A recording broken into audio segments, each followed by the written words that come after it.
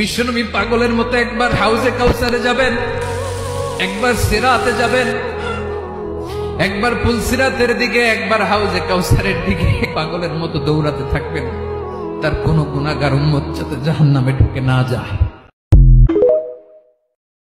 আল্লাহ আমার রব, এই রবি আমার সব।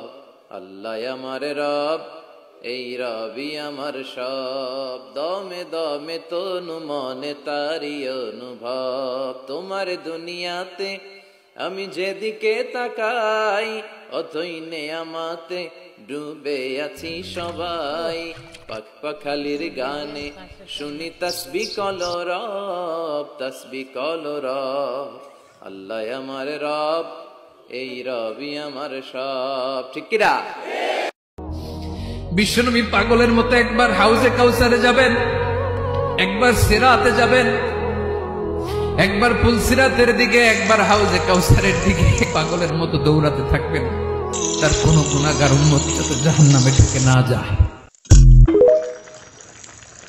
বাসনের সাথে গ্লাসের সাথে আল্লাহর হাবিব সাল্লাল্লাহু আলাইহি ওয়াসাল্লাম তুলনা করলেন।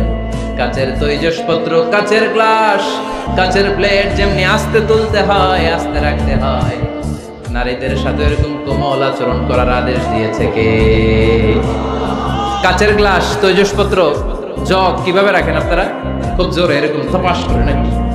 উঠানোর সময় ধপাস করে উঠান? খুব স্মুথলি এটা ধরতে হয়, স্মুথলি এটা রাখতে হয়। তেমনি নারীদের সাথেও স্মুথলি আচরণ করবেন।